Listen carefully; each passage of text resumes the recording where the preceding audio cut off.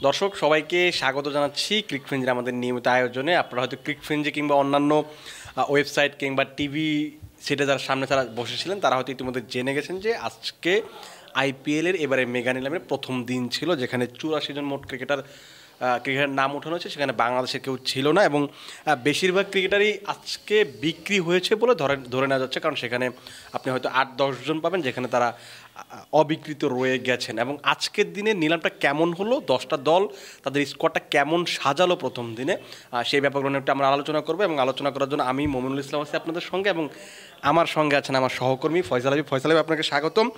শুরুটা একটু করতে যাই, যেটা হচ্ছে যে জনি বেয়ারস্টো, ডেভিড ওয়ার্নার এবং দেবদূত পাডিগাল তাদের তিনজনের, বিশেষ করে যেহেতু তিনটা বড় নাম, তাদের দল না পাওয়াটা কি আনএক্সপেক্টেড কিনা, কিংবা আপনি কি এক্সপেক্ট করছিলেন যে তারা থেকে দল পাবে না?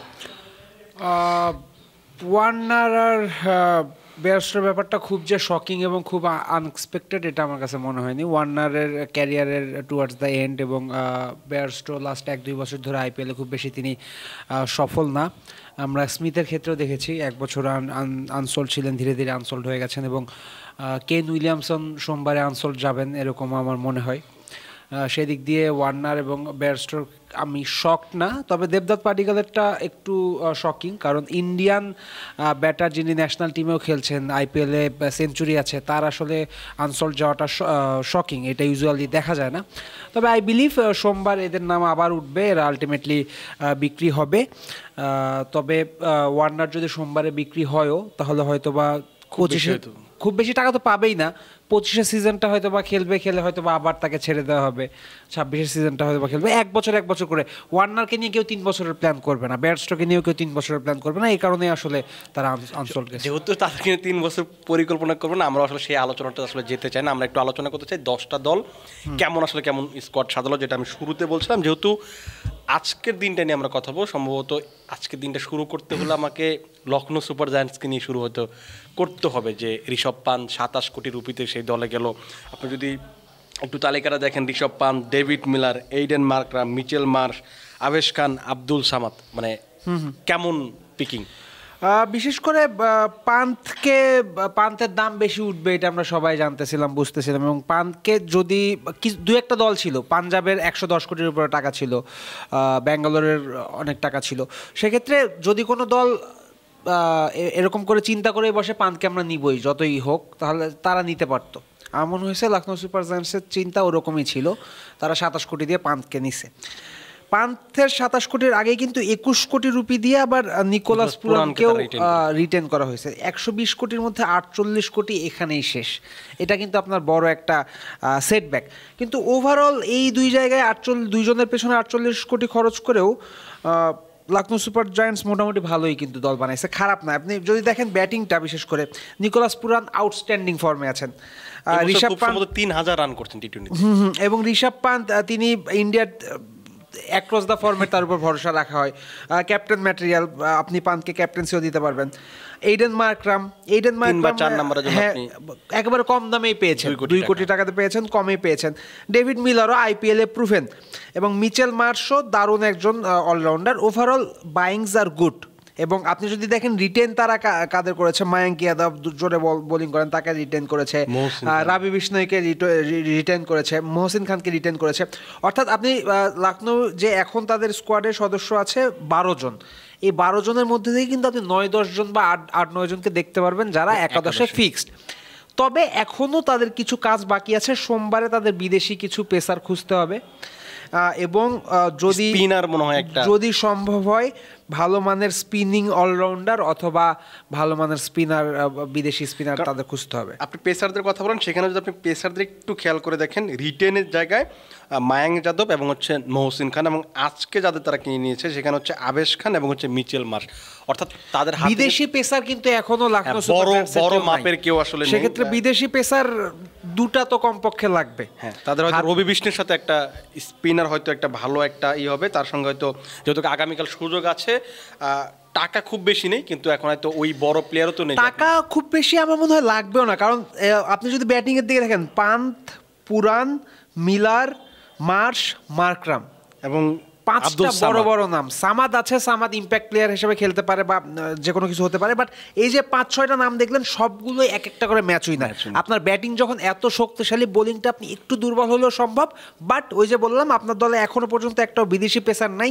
লখনৌয়ের প্রধান কাজ হবে সোমবার যে 15 কোটি টাকার মতো বাকি আছে, এর মধ্যে 5-6 কোটি রুপি দিয়ে 2টা ভালো মানের পেসার বের করতে হবে। আমরা হয়তো আগামীকাল দেখবো যে আসলে তারা আজকে হয়তো দলটা যেভাবে সাজিয়েছে, তারা হয়তো রাতে পরিকল্পনা করে যে কালকে কীভাবে আসলে তারা এগোবে, এটা হয়তো আমরা দেখবো। আমরা একটু লখনৌর পরে পাঞ্জাব কিংসকে নিয়ে আলোচনা করবো। তাদের নিয়েই সবচেয়ে বেশি আলোচনা হচ্ছিল আইপিএল শুরুর আগে, যেহেতু তারা মাত্র 2জন আনকেপ্ট ক্রিকেটারকে তারা রিটেন করেছিল, শশাঙ্ক সিং হচ্ছেন আর হচ্ছে প্রভ সিমরান সিং। সো বাকি তাদের 110 কোটি টাকা ছিল, এখন প্রায় মোটামুটি প্রায় সব টাকাই শেষ, অল্প কিছু টাকা 26 কোটি টাকা, 26 কোটি টাকা তাদের হয়তো 90 লাখ 90 লাখ টাকা আছে।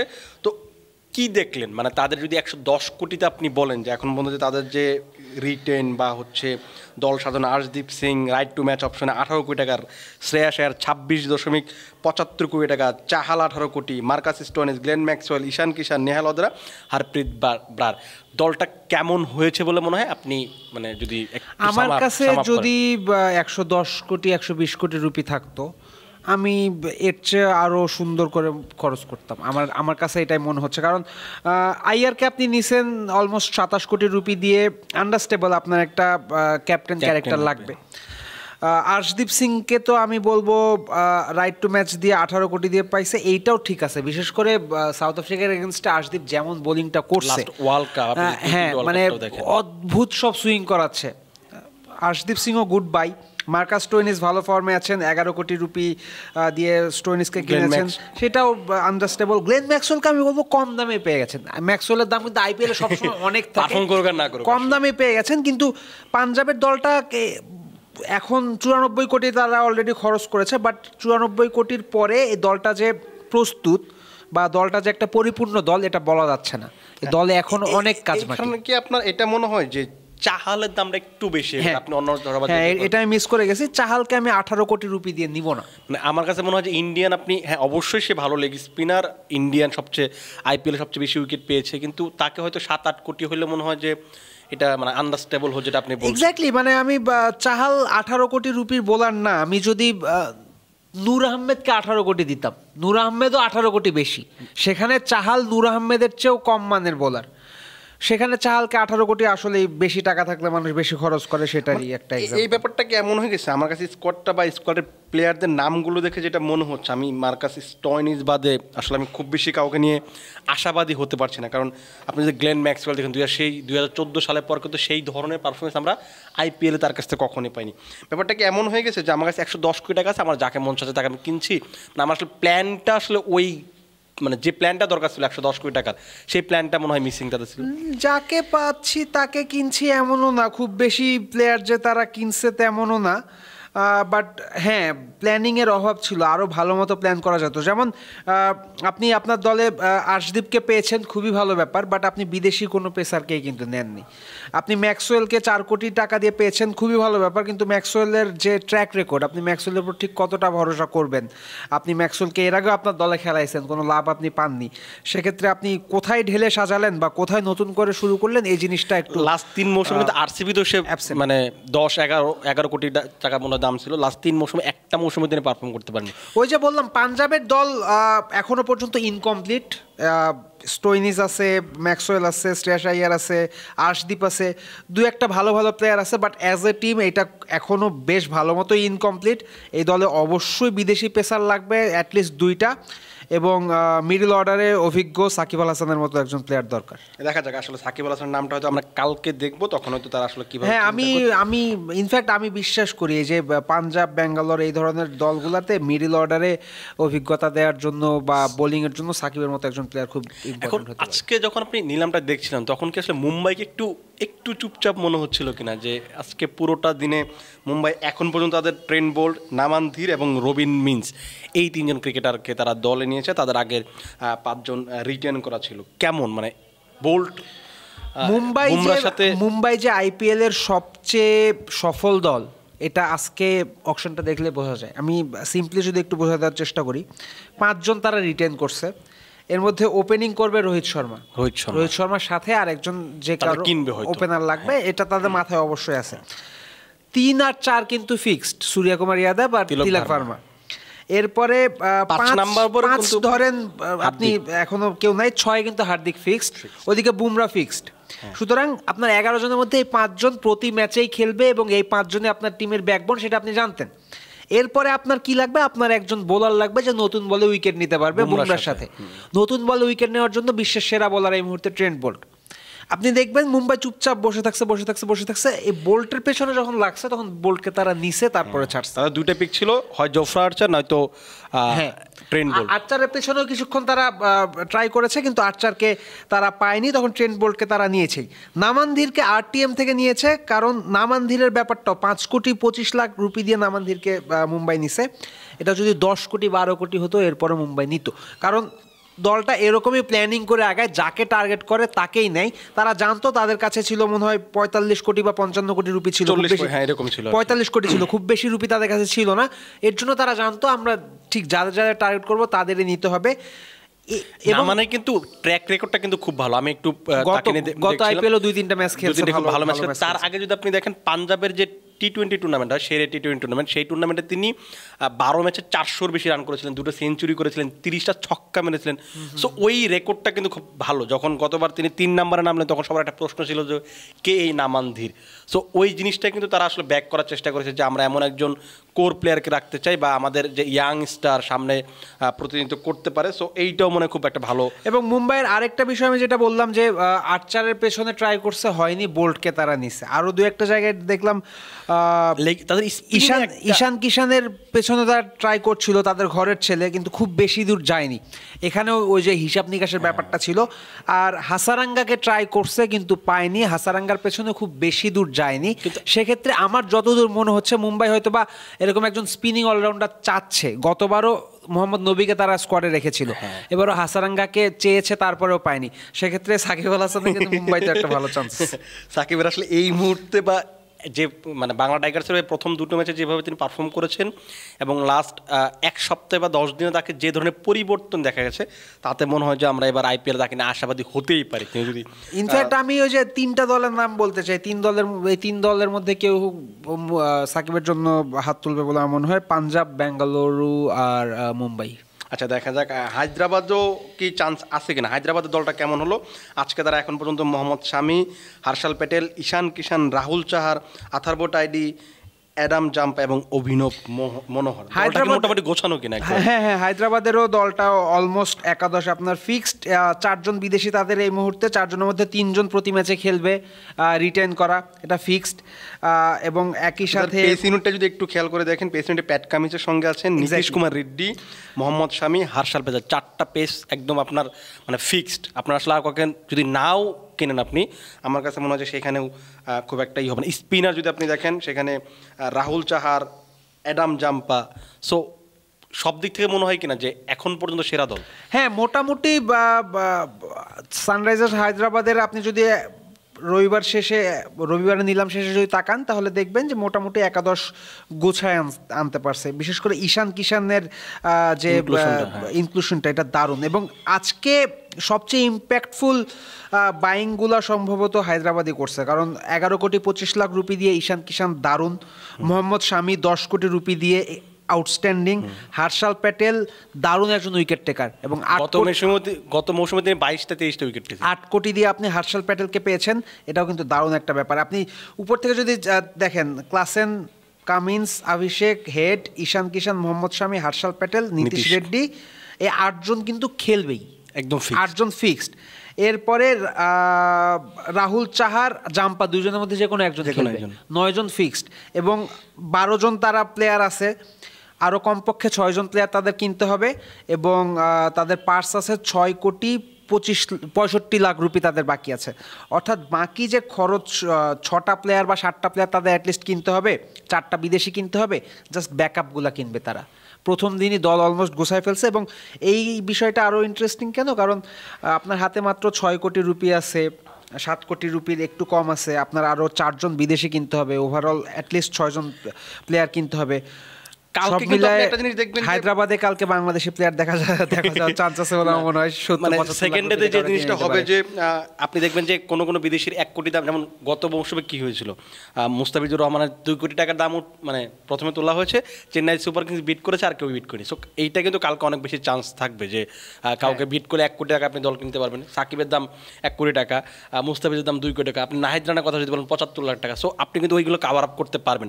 সো ওই সুযোগটা তাদের থাকে। এবং সোমবার এই ধরনের অনেক বাইংস হবে, সোমবার লাস্ট মোমেন্টে অনেক বাইংস হবে এই ধরনের। এবং আমার রবিবারে যেমন নিলাম দেখলাম, আমার সব মিলে মনে হচ্ছে সোমবারে বাংলাদেশের একাধিক প্লেয়ার বিক্রি হবে। আর চেন্নাই সুপার কিংস নিয়ে যদি আমরা কথা বলি, প্রত্যেকবার তাদের আমরা যে জিনিসটা দেখেছি লাস্ট 8-10 বছরে তারা সবসময় তাদের কোর টিমটা মেনটেন করার চেষ্টা করেছে। এবারও প্রায় মোটামুটি একই। আমরা যদি নিলাম থেকে দেখি, মানে রিটেনগুলো তো আমরা সবাই জানি, ডেভন কনে, রাহুল ত্রিপাঠী, রাচিন রবীন্দ্র, রবিচন্দ্রন অশ্বিন, খলিল আহমেদ, নূর আহমেদ, বিজয় শঙ্কর। এখানে আমার যে জিনিসটা প্রশ্ন যে কনয়ে রাচিন তাদের ফেরানোটা স্বাভাবিক ছিল, রাহুল ত্রিপাঠী তাদের জন্য একটা এক্স ফ্যাক্টর কিনা যে 3 বা 4 নম্বরের জন্য। হ্যাঁ, রাহুল ত্রিপাঠী ওই যে চেন্নাই আসলে তারা যেই পন্থায় সফল ওই পন্থাতে আগাচ্ছে। চেন্নাইয়ের দলে আগে এই জায়গাটায় আজিঙ্কা রাহানে, রবিন উথাপ্পা ওরা খেলতো, এখন রাহুল ত্রিপাঠীকে খেলাবে।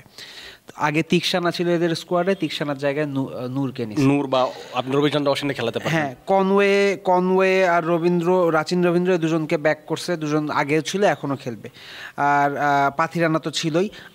আমার সেমভাবে মনে হয় এরা মুস্তাফিজের জন্য হয়তো বা বিট করবে এবং এইটা আগের পন্থাতে আগাচ্ছে চেন্নাই। আপনার কি এটা মনে হয়, মানে আমি কেন জানি, মানে আমি জানি না কেন বলছি এটা, খলিল আহমেদের কারণে কি মুস্তাফিজের চান্সটা একটু কমে গেল? খলিল আহমেদের কারণে মুস্তাফিজের চান্স কমে গেল, বা হ্যাঁ একভাবে ধরলে কমে গেল। কিন্তু চেন্নাইতে কিন্তু লোকাল বোলার ছিল না যাকে তাকে দিয়ে ম্যাচ খেলাতো। তুষার দেশপান্ডে, কি জানি হেগড়ে নামে একজন কেউ একটা খেলতো। সেক্ষেত্রে ভালো মানের লোকাল পেসার ছিল না, শুধুমাত্র দীপক চাহার ছিল। খলিল আহমেদ, ইন্ডিয়ায় লেফটি পেসারদের চাহিদা সবসময় বেশি, সেটা দেশি হোক বিদেশি হোক। খলিল আহমেদকে নিছে, এটা ঠিক আছে, বাট খলিল আহমেদের চেয়ে মুস্তাফিজ যে একটু ভিন্ন ক্যাটাগরি, এটা চেন্নাই খুব ভালো মতোই জানে। এবং চেন্নাই আজকে আমি যে প্যাটার্ন দেখলাম, পুরোনো ক্রিকেটারদের প্রতি চেন্নাইয়ের খুব আগ্রহ আমি খেয়াল করেছি। সেক্ষেত্রে আমার মনে হয় পাথিরানাও যেহেতু একটু ইনজুরি প্রোন এবং তারও মাঝে মধ্যে রেস্ট দরকার হয়, বা পাথিরানা এবং মুস্তাফিজ যেহেতু গত সিজন স্যুট করেছে চেন্নাইয়ের ঘরের পিচের সাথে, তাই আমার মনে হয় হ্যাঁ খলিল একই ধরনের লেফটি পেসার ঠিক আছে, বাট আমার মনে হয় Chennai still will go for Mustafiz. এখন পর্যন্ত কিন্তু মনে হয় তাদের আরটিএমটা এখন পর্যন্ত ইউজ করেনি, মানে এখন পর্যন্ত ডেভন কনে কিংবা রাচিন রবীন্দ্র তাদেরকে নেওয়ার পরও কিন্তু যেটা ভাবা হচ্ছিল যে হ্যাঁ ডেভন কর্নার প্রতি হয়তো তারা আরটিএমটা ইউজ করবে, কিন্তু এখন পর্যন্ত করেনি। একটাই আরটিএম ছিল, ওটা রাচিন রবীন্দ্রের উপর ইউজ করে ফেলছে, কোনো আরটিএম বাকি নাই আসলে রাচিন রবীন্দ্র। আর যেটা হচ্ছে যে এখন বেঙ্গালুরু খুব বেশি তারা রিটেন করেনি, বিরাট কোহলি ছিলেন, বেঙ্গালুরু এখনো incomplete. Bengaluru Liam Livingstone, Phil Salt, Jitesh Sharma. শুধু জাস্ট আপনি বলবেন যে 3টা পিক কেমন হলো আর কি, আমরা আসলে পুরো দলটা যদি এখন পর্যন্ত গোছানো হয়নি। লিয়াম লিভিংস্টোন, জিতেশ শর্মা আর হ্যাজেলউড। হ্যাঁ, সাথে হ্যাজেলউড আছে, জিতেশ শর্মা, হ্যাজেলউড। এখন হ্যাজেলউডের মতো প্লেয়ার, ভালো প্লেয়ার হ্যাজেলউড, খুবই ভালো প্লেয়ার। হ্যাজেলউড খারাপ দিনেও দেখা যায় যে 4 ওভারে 40-এর বেশি দিবে না। কিন্তু হ্যাজেলউড উইকেট টেকার না। হ্যাজেলউডকে দেখে আপনি ভয় পাবেন না, হ্যাজেলউডকে দেখে হয়তো বা সম্মান করবেন, ভাববেন যে ভালো বলের সম্মানকেই খারাপ বল মারবো। কিন্তু থাকে কিছু পেসার থাকে এক্স ফ্যাক্টরওয়ালা, জফরা আর্চার ধরনের পেসার, ট্রেন্ট বোল্ট ধরনের পেসার, সেটা হ্যাজেলউড না। সেখানে 12.5 কোটি দিয়ে হ্যাজেলউডকে কেনা একটু বেশি হতে পারে। এই টাকাটা কি এমন হলো যে লাস্ট যে টেস্টটা চলছে পার্থে, মানে প্রথম ইনিংসে যেমন 4টা উইকেট পেলেন যখন, এইটাকে একটা এক্স ফ্যাক্টর হিসেবে কাজ করেছে? এইটা শুধু এই টেস্টের না, কিছু প্লেয়ার থাকে যারা আইপিএলে প্রতি বছরই নামের জন্য বিক্রি হয়। যেমন গতবার যখন 24 কোটি রুপি পেল মিচেল স্টার কোনো মতেই টি-20-তে 24 কোটি রুপি ডিজার্ভ করেন না। আনরিশ নরকিয়ার যে ফর্ম, সেই ফর্ম নিয়ে আনরিশ নরকিয়া আইপিএল এর দলই ডিজার্ভ করেন না। আনরিশ নরকিয়া কিন্তু বিক্রি হয়েছে গত মৌসুমে প্রত্যেকটা ম্যাচে 50+ রান। হ্যাঁ, তো এবারও কলকাতায় বিক্রি হয়েছেন। কিছু প্লেয়ার থাকে জাস্ট নামের ভারেই খেলেন, হ্যাজেলউডও তাই। তবে লিভিংস্টোন এবং ফিল সল্টের ইনক্লুশনটা গুড। দেশিদের মধ্যে জিতেশ শর্মাও গুড, বাট এদের মধ্যে আপনাকে ট্রফি জেতানোর ওই এক্স ফ্যাক্টরটা আছে কিনা, ক্যারেক্টারিস্টিক্সটা আছে কিনা, দ্যাট আই হ্যাভ ডাউট। কারণ এখনো কিন্তু আসলে টিমের কিছুই হয়নি, মানে 4-5টা টিম মোটেই কম, কিছুই করতে পারেনি। আমরা কলকাতা নিয়ে একটু কথা বলতে চাই। তাদের রিটেনগুলো তো Rinku Singh, Andre Russell, Sunil Narine, Varun Chakravarthy, Ramandeep সিন্সলেন এবং হার্ষিত রানা। আজকে তারা এখন পর্যন্ত তারা যাদের কিনেছে Venkatesh Iyer, Quinton de Kock, Rahmanullah Gurbaz, Anrich Nortje এবং রঘুবংশী। সো এইখানে আমরা একটু মানে ভেঙ্কটেশ আয়ারকে নিয়ে কথা বলতে চাই। আপনার যদি আসলে ভেঙ্কটেশ আয়ারকে আপনার রাখতেই হতো তাহলে আপনি আসলে বা নিতেই হতো তাহলে আপনি কেন আসলে রেখে দিলেন না? রেখে না দিয়ে আপনি এত টাকা দিয়ে আসলে আচ্ছা, এখানে কিন্তু একটা ব্যাপার আছে। ব্যাপারটা হলো নিয়মটা ছিল হাইয়েস্ট 75 কোটি রুপি খরচ করা যাবে এবং মোট 6 জন ক্রিকেটার রাখা যাবে। আপনি যদি খেয়াল করে দেখেন তাইলে কলকাতা কিন্তু 6 জন ক্রিকেটারই রিটেন করছে এবং 75 কোটির মধ্যেই করছে। সেক্ষেত্রে হাইয়েস্ট সর্বোচ্চ রিঙ্কু সিংকে 13 কোটি দেওয়া হয়েছে, বরুণ সিংকে 12 কোটি দেওয়া হয়েছে, রাসেলকে 12 কোটি, নারায়ণকে 12 কোটি আর হার্ষিত এবং রমানদীপকে 4 কোটি রুপি করে দেওয়া হয়েছে। সম্ভবত আইয়ার 13 কোটিতে রাজি হয়নি বা আইয়ার 13 আর একটু বেশি চাইতেছিল, বা এই আপনি রিটেনশনের লিস্টে আইয়ারকে আনলে 75 কোটির মধ্যে হয়তো বা 6 জনকে আপনি পারতেন না। সেক্ষেত্রে আমার যতদূর ধারণা শ্রেয়াস আইয়ার, ভেঙ্কটেশ আইয়ার দুইজনকেই সম্ভবত কলকাতা বলে রাখছে যে ওকে, তোমরা তোমাদের টাকা পয়সায় বনিবনা হচ্ছে না, তোমরা আমাদের সাথে রিটেনশনে থাকতে চাচ্ছ না, থেকো না, কিন্তু আমরা তোমাদের দুইজনকে আমার নিলাম থেকে কিন্তু নেওয়ার চেষ্টা করব। এবং যতদূর মনে হয়েছে, এবং আপনি যখন 6 জন অলরেডি রিটেন করেছেন তখন কিন্তু আপনার কোনো আরটিএম কার্ড নাই, তার জন্য একেবারে অল আউট গেছে কলকাতা ভেঙ্কটেশ আইয়ারের উপর। কিন্তু এইটা কি অনেক মানে মানে আপনি যদি বলেন যে আসলে ক্রিকেটার হিসেবে ভেঙ্কটেশ আয়ার যে মাপের বা যে ধরনের মানে ওই টাকাতে আসলে কি মানে এটা আসলে কলকাতার জন্য লস প্রজেক্ট কিনা? লস প্রজেক্ট মনে হয় টাকা হিসেবে আমি বলছি আর কি। টাকা হিসেবে এখন কম আইপিএল জায়গাটা এরকম যে কেউ যে মাঝে মধ্যে টাকা পেয়ে যায়। গতবার সামির রিজভি মানে ওরকম পাওয়ার মতো তো সে প্লেয়ার না, কিন্তু আপনার একটা সার্টেন প্লেয়ারকে নিয়ে সার্টেন আপনার ইয়ে থাকে, প্ল্যানিং থাকে। কলকাতার প্ল্যানিং হইলো তারা এই ভেঙ্কটেশ আইয়ার ওপেনিং করবে। কলকাতার আপনি যদি দেখেন কলকাতার যে পিকগুলো কিন্তু আবার 6 জনকে রিটেন করছে, 6 জনই কিন্তু ম্যাচ খেলবে। তার সাথে ডিকককে আজকে নিছে, ডিকক ওপেনিং করবে, ডিককের ব্যাকআপ হিসেবে গুরবাসকেও নিয়ে রাখছে। একই সাথে নরকিয়াকে নিছে, নরকিয়াই খেলবে, নরকিয়ার ব্যাকআপ একজন পেসার কলকাতা খুঁজতে চাইবে সোমবারে। সব মিলে কলকাতার দল, হ্যাঁ কলকাতাও মোটামুটি দল একাদশ সেট করে ফেলার মতোই দল বানাইছে, তবে ব্যাকআপগুলো আসলে ব্যাকআপ তো তাদের খুঁজতেই হবে। তবে একই সাথে কলকাতায় যেমন গতবার শ্রেয়াস আইয়ার ছিল, শ্রেয়াস আইয়ার এমন একজন ব্যাটার ছিল যার দিকে তাকালে মনে হবে আইয়ার আছে, আইয়ারের আশেপাশে সবাই খেলবে, আইয়ার আশেপাশে সবাই খেলবে। এবার কিন্তু এই স্কোয়াডে এই ধরনের কোনো ক্যারেক্টার নাই যাকে কেন্দ্র করে তার আশেপাশে সবাই খেলবে। তাদেরকে এবার ক্যাপ্টেন্সি নিয়ে একটা বড় ইস্যুস হবে কিনা? ক্যাপ্টেন্স তারা ক্যাপ্টেনও খুঁজতে চাচ্ছিল বলে আমার মনে হয়েছে, এই কারণে কেএল রাহুলের পেছনেও গেছে। আমার মনে হয়েছিল কেএল রাহুলের পেছনে যাবে, গেছে, কিন্তু শেষ পর্যন্ত নিতে পারেনি। এবং এখনো পর্যন্ত এই স্কোয়াডে ক্যাপ্টেন্সি করার মতো প্লেয়ার কিন্তু আমি দেখছি না। এবং পকেটে 10 কোটি রুপি দিয়ে সোমবারেও নতুন কোনো ক্যাপ্টেন খুঁজে পাবে কলকাতা আমার মনে হয় না। ক্যাপ্টেন্সি ইস্যুটা পোড়াতে পারে রাসেলের উপর, মানে ব্যাপারটা কি এমন? ক্যাপ্টেন যদি রাসেল নারায়ণের মধ্যে দিতে হয় তাহলে সম্ভবত নারায়ণকেই দিবে, রাসেলকে সম্ভবত দিবে না। বাট রাসেল নারায়ণকে দিয়ে আইপিএল ক্যাপ্টেন্সি কতটুকু হবে আই ডাউট। অথবা এমনও হতে পারে রিঙ্কু সিং তাদের ঘরের ছেলে হয়ে গেছে, রিঙ্কু সিং এর উপরে দায়িত্ব দিয়ে দিতে পারে, কিন্তু কতটা কি হবে জানি না। বাট হ্যাঁ, এখনো পর্যন্ত কলকাতার একাদশ মোটামুটি সেট, কিন্তু ক্যাপ্টেন এখনো নাই। দিল্লির ক্ষেত্রে কি আজকে আমরা যদি কিছু পিক দেখি, Mitchell Starc, Lokesh Rahul, Harry Brook, Jake Fraser McGurk কিংবা থাঙ্গারাসু নাটাজন, কারণ নায়ার, সামির রিজভি, আশুতোষ শর্মা, পিকগুলো কেমন? আপনি যদি আশুতোষ শর্মা এবং হচ্ছে লোকেশ রাহুলকে নিয়ে বিশেষ করে একটু কথা বলেন, থাঙ্গারাসু নাটাজন আপনি কথা বলতে পারেন। রাহুল তো ওই যে ক্যাপ্টেন ক্যারেক্টার দিল্লির, 14 কোটিতে কি মানে একদম পারফেক্ট? 14 কোটি দিয়ে ঠিকই আছে রাহুল, মানে অন্যান্য প্লেয়ারদের যেমন দাম সেক্ষেত্রে রাহুলের দাম 14 কোটি আমার মনে হয় ঠিকই আছে। এবং দিল্লিও মোটামুটি ভালো, কিন্তু তাদের একাদশে মোটামুটি আমার কাছে সেট মনে হচ্ছে। হ্যারি ব্রুক হয়তো সব ম্যাচ খেলবে না, বাট ট্রিস্টান স্টাফস তারা তো রিটেন করছিল, স্টার ভালো আছে, জ্যাক ফ্রেজার ম্যাকগার আর টিম দিয়ে কিনছে, দ্যাট মিনস দলটার ভরসা আছে তার উপর। সব মিলায় দিল্লি লুকস গুড।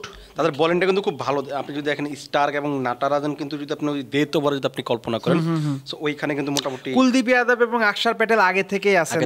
অভিষেক পোরেল তিনি ওপেন করছিলেন গতবার, তিনিও আছেন। সেই সঙ্গে আশুতোষ শর্মাটা কি তাদের আরও বেশি মানে ওই 5 নম্বরে 6 নম্বরে যাবেন, পাঞ্জাবে যেমন গতবার তিনি খেলেছিলেন ওইটা আরও বেশি কমপ্যাক্ট করে দেবে? অবশ্যই আশুতোষ শর্মা গতবার পাঞ্জাবে ভালো খেলছে বলেই তো 30 লাখের বেস্ট প্রাইস 3,80,00,000 পর্যন্ত গেছে আলটিমেটলি, এবং শেষ পর্যন্ত তাকে নিয়ে কারাকারিও হচ্ছিল। দিল্লি লুকস গুড, বাট এখানেও রাহুলকেই ক্যাপ্টেন্সি দিবে কি না এটা একটা প্রশ্ন আসতে পারে, এবং আমার কেন জানি মনে হইতেছে রাহুলকে ক্যাপ্টেন্সি দেওয়া হবে। এবং রাহুল এবার মানে কলকাতায় যেটা মিসিং একজন ক্যারেক্টার যার আশেপাশে সবাই ব্যাটিং করবে, Rahul can be that character in Delhi. Delhi আসলে এই ভরসা করে আসলে তার উপর দলটা মানে ওইভাবে দলটা আসলে গোছানোর চেষ্টা করেছে। রাজস্থানের দিকে যদি তাকায় তারা খুব বেশি প্লেয়ার এখন পর্যন্ত আসলে খুব বেশি নেয়নি, কিন্তু তাদের যে বড় বড় পিকগুলো যদি আপনি দেখেন, জফরা আর্চার, মাহিস থিকসান এবং ওয়ানিন্দু হাসারাঙ্গাকে নিয়ে আমরা একটু মানে মানে কী বলে একটু লাইট করে কথা বলতে চাই। আর্চার তাদের এর আগেও খেলেছে, এবারও আবার খেলবে। থিকসান এবং ওয়ানিন্দু হাসারাঙ্গা দুইটা পিক নিয়ে আপনি একটু যদি আলাদা করে বলার থাকে আর কি। আসলে ওয়ানিন্দু হাসারাঙ্গা 5,25,00,000, থিকসানা 4,40,00,000, গুড বাই। তবে আমার মনে হয় থিকসানার চাইতে হাসারাঙ্গাকে মনে হয় বেশি চাইতো, বেশি করেই চাইছে রাজস্থান, কারণ রাজস্থানের যে সেট আপ সেই সেট আপে কিন্তু আপনার কি বলে ওর নাম, Hasaranga, Wanindu Hasaranga, he can be a good match. কারণ আপনি যদি চিন্তা করেন জয়সওয়াল আর সানজু ওপেনিং নামবে, ধ্রুব জুরেল আর রিয়ান পারাগ মিডল অর্ডারে ব্যাট করবে, সিমরন হেটমায়ারও আছে, রিটেনশনের এই 5 জন, সুতরাং 5 জন তার আগের থেকে সেট করে রাখছে। সন্দীপ শর্মাও খেলবেন এক্স্যাক্টলি। আর্চার তার একটা যে এক্সপ্রেস পেসার লাগতো সেটা, এখন আপনি থিকসানাকে পাচ্ছেন মানে আপনি একটা মিস্ট্রি স্পিনার পাচ্ছেন, আর হাসারাঙ্গাকে পাচ্ছেন মানে আপনি বোলারও পাচ্ছেন, ব্যাটারও পাচ্ছেন। সেক্ষেত্রে রাজস্থানে হাসারাঙ্গা খুব বড় একটা রোল প্লে করবে এবং হাসারাঙ্গা নিয়মিত ম্যাচ খেলবে বলে আমার মনে হয়। তাদের কি এই জায়গাটাতে মিসিং যে দেশি পেসার, আপনি যদি শুধু সন্দীপ শর্মার দিকে তাকান, তাছাড়া কিন্তু আসলে দেশি ওই মানের কেউ নাই। গত কয়েকটা মৌসুমে যেমন ছিল এর আগে, এবার কিন্তু সেই ধরনের কেউ নেই। আর একটা ব্যাপার হচ্ছে যে আপনি যদি তাদের মিডল অর্ডার বা একটু নিচের দিকে ব্যাটিংটা দেখেন, তাদের কিন্তু সেই এক্সপিরিয়েন্সটা একটু মনে হয় যে না, বা মিডল অর্ডার বা ব্যাটিংয়ে আমি তেমন কোনো সম্ভাবনা দেখতেছি না, সমস্যা দেখতেছি না। কারণ ওই যে বললাম জুরেল আছে, পরাগ আছে, আবার হেটমায়ার তো আছেই, বাট ওয়ানিন্দু হাসারাঙ্গা সে কিন্তু এখন প্রপার অলরাউন্ডার, টি-20তে ভালো একজন অলরাউন্ডার। বাট হ্যাঁ, পেসারের অভাব এখনও আছে, দেশি পেসারও তাদের লাগবে, বিদেশি পেসারও লাগবে ব্যাকআপ হিসেবে।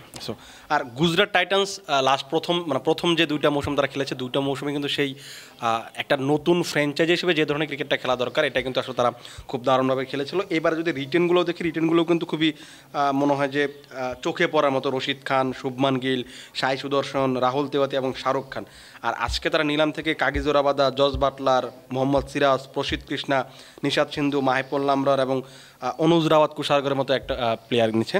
আপনি যদি একটু কাগিজো রাবাদা, জস বাটলার এবং সিরাজ এবং প্রসিদ্ধ কৃষ্ণার এইটা নিয়ে দেখেন, আপনি যদি ওপেনিং যদি একটু খেয়াল করে দেখেন যে আপনি হয়তো সাই সুদর্শনের সঙ্গে বাটলার, 3 নম্বরে আপনি হয়তো শুভমান গিল খেলাবেন। পেস ইউনিটটাও খুব মোটামুটি গোছানো মনে হচ্ছে কিনা? বাটলারকে খুব দরকার ছিল গুজরাটের। আপনি যদি গুজরাটের আগের দিকে তাকান, বিশেষ করে হার্দিক চলে যাওয়ার পরে গত সিজনে যদি তাকান, তাহলে গুজরাটের ব্যাটিং লাইনে আমার কাছে ফায়ার পাওয়ারের অভাবটা মনে হয়েছে। মিলার ছিল, কিন্তু মিলার আগের মতো যে নেমেই মারে এমন না, এবং নামতে নামতে অনেক পরে নামে, এবং বিশেষ করে শুরুর দিকে গুজরাটের কোনো ফায়ার পাওয়ার ছিল না। ঋদ্ধিমান সাহা, শুভমান গিল ওপেনিং করতো, সাই সুদর্শন ওয়ান ডাউনে আসতো। শুরুর দিকে যে ধুপধাপ মারবে, প্রতিপক্ষ ভয় পাবে এমন কোনো প্লেয়ার ছিল না। সে জায়গায় জস বাটলার দারুণ একটা পিক, এবং জস বাটলার কিন্তু ভালো কিছু করতে পারে। বাট পেস হ্যাঁ, প্রসিদ্ধ কৃষ্ণা, মোহাম্মদ সিরাজ, কাগিজো রাবাদা 3টাই বড় বড় নাম, আই অ্যাডমিট। বাট রাবাদা যদি আপনার পেস বোলিংয়ের লিডার হয়, সেক্ষেত্রে আপনি কতটা নিশ্চিন্তে থাকতে পারবেন আই ডাউট। আমি কেন পেসার আরও দরকার, বিদেশি পেসার দরকার। আহমেদাবাদের উইকেটে আসলে যে সিরাজ বা প্রসিদ্ধ কৃষ্ণা বা বাটলাররা রাবাদারা কি একটু এক্সপেক্ট হতে হবে, কারণ ওইখানে একটু উইকেটটা স্লো হতে পারে, অনেক সময় একটু স্লো হয়ে আসে।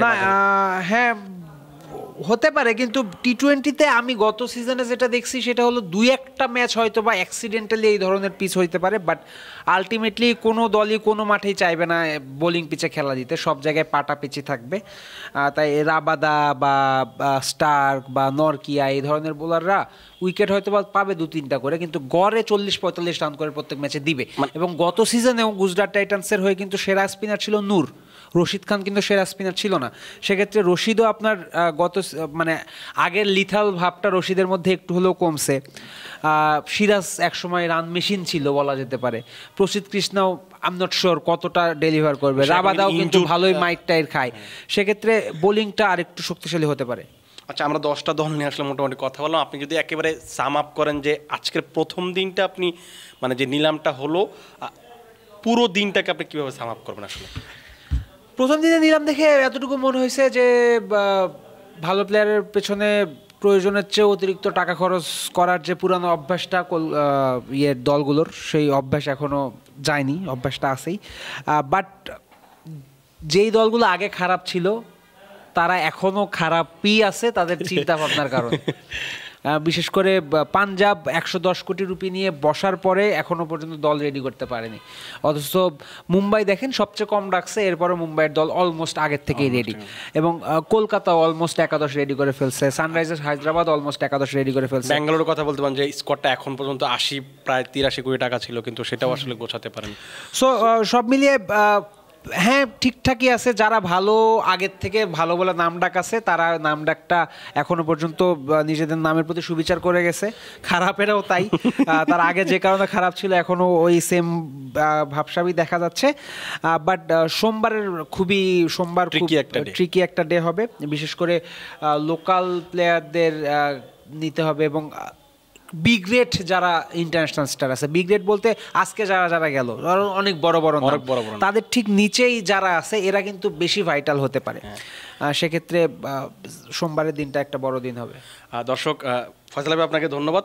দর্শক, ফয়সাল ভাই যেটা বলছিলেন যে আগামীকালকের দিনটা হয়তো ট্রিকি হবে, কিন্তু আমরা সেই দিনের আপডেটও আপনাদেরকে সবসময় জানাবো।